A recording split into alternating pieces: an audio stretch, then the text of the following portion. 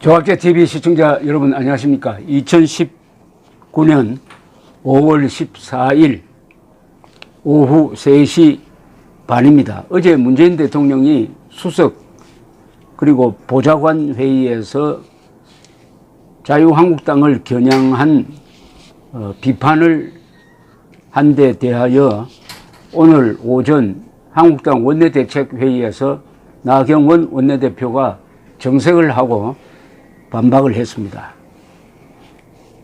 이걸 소개를 해드리겠습니다. 나경원 원내대표의 발언입니다. 어제 문재인 대통령이 취임 2년에 대한 소회를 밝혔습니다. 나라다운 나라를 만들라는 민심을 받들었다.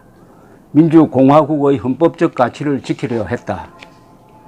그런데 현실과 정반대의 이야기라고 느껴집니다. 경제, 안보, 민생이 모두 무너지고 있습니다. 한마디로 나라 같지도 않는 나라가 되어가고 있습니다. 민주공화국의 헌법적 가치는 철저히 짓밟히고 있습니다. 힘으로 밀어붙여서 선거제도를 바꾸고 공수처로 의회와 사법부를 쥐고 흔들겠다고 합니다. 좌파 사설로 헌법재판소와 대법원을 올가매고 있습니다. 지금 문재인 대통령은 헌법 위에 군림하려고 하고 있습니다. 대한민국을 재설계하며 대전환을 추진하겠다고 자평했습니다. 대한민국의 근간을 흔들고 국가 정체성을 부정한 것입니다. 지난 2년간 문 대통령은 파괴를 주저하지 않았습니다. 헌법 파괴, 국가시설 파괴, 역사 파괴뿐이었습니다. 낡은 질서를 벗어나야 한다고 말하지만은 이 정권이야말로 낡아 빠진 사회주의 경제에 심취해 있습니다. 그 어느 때보다 이제는 강력한 성장 정책이 필요한 때입니다. 소득주도 성장 폐기와 경제 자유화만이 해법입니다. 한반도의 평화가 거역할 수 없는 흐름이 되었다고 했습니다. 그런데 지금 현재 거역할 수 없는 사실은 북한이 미사일을 2번이나 쏘았다는 것입니다. 한반도 평화를 위해 담대한 길을 걸었다고 하지만 실상은 아주 위험하고 무모한 길이었습니다. 한미 동맹이 무너지고 한미일 삼각공조가 균열 위기입니다. 70년간 우리를 지탱해온 안보 질서가 깨지고 있습니다. 무장해제 정책은 한반도를 위기로 몰아넣고 있습니다. 어제 문재인 대통령께서 또 남 탓을 빼놓지 않았습니다. 성과가 뒤따르지 않는 이유, 공무원들 때문이 아닙니다. 애초부터 성과가 없는 정책을 추진하기 때문입니다. 성과가 아닌 실패가 뻔히 예상되는 정책에 공무원 조직을 몰아넣고 있습니다.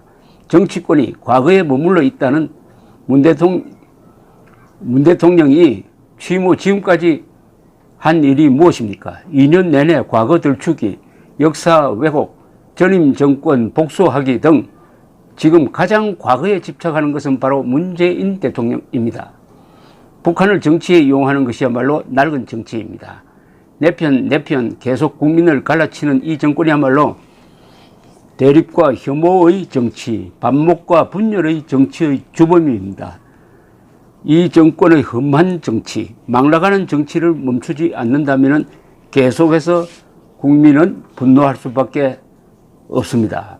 문재인 대통령이 세계 식량 계획 사무총장을 접견해서 대북 식량 지원 계획을 논의했다고 합니다.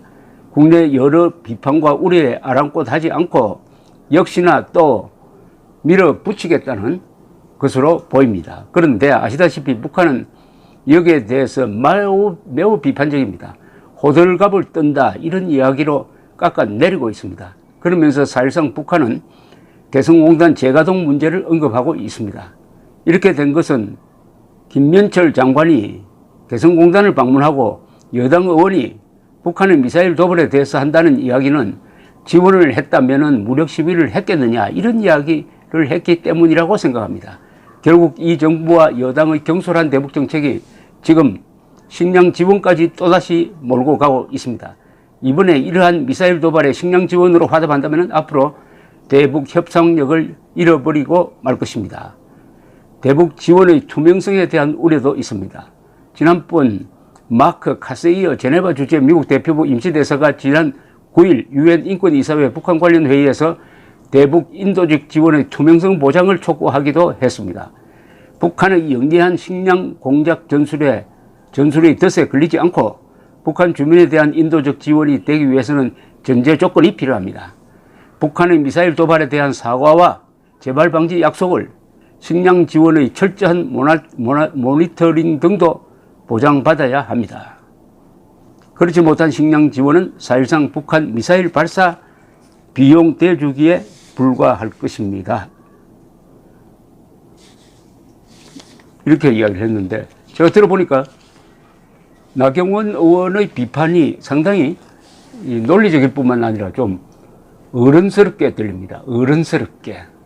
문재인 대통령의 어제 발언은 유치했는데 야당 원내대표의 비판은 상당히 원숙하다고 그럴까요? 악귀가 맞습니다. 논리가 맞다는 이야기죠. 논리가 맞다는 이야기죠.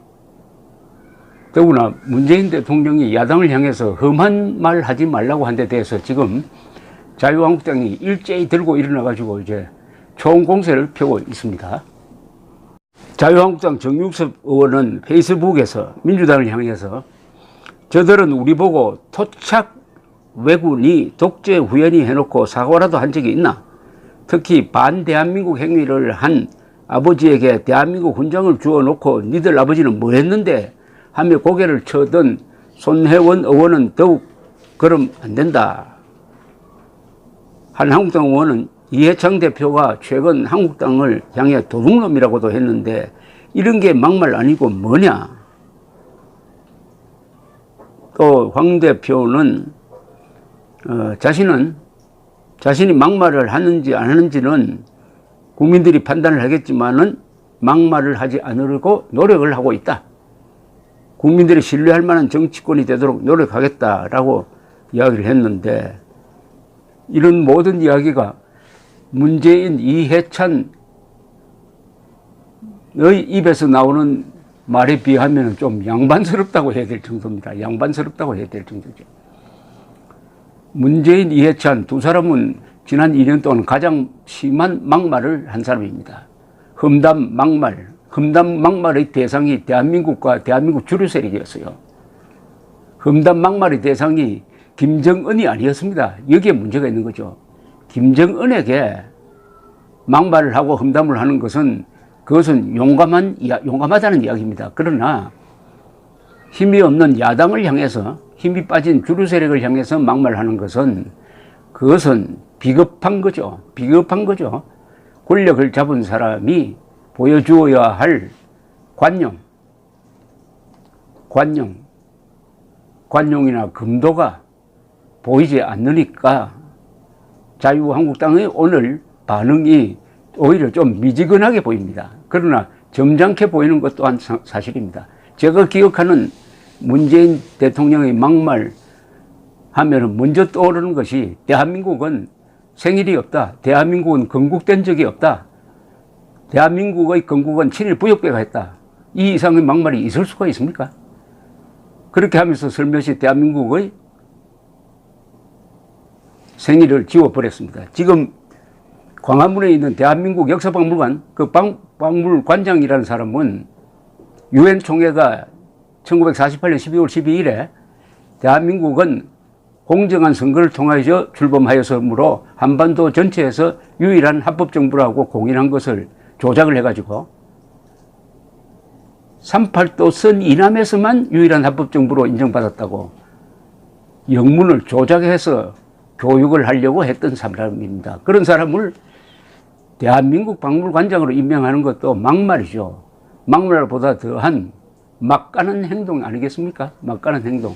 더구나 유엔 총회장에 나가서 연설을 하면서 6.25 남침이라고 하지 않고 6.25는 내전이었다고 한 거, 이거 막말입니다.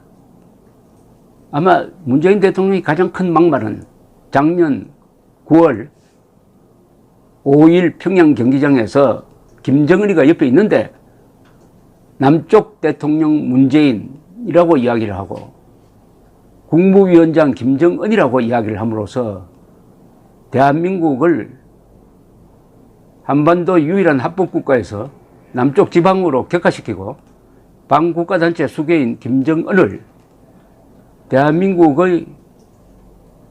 대한민국보다 더 높은 지위에 있는 사람인 것처럼 국무위원장이라는 호칭을 불러주고 자신은 남쪽 대통령으로 스스로 격하한 이것 아니겠습니까?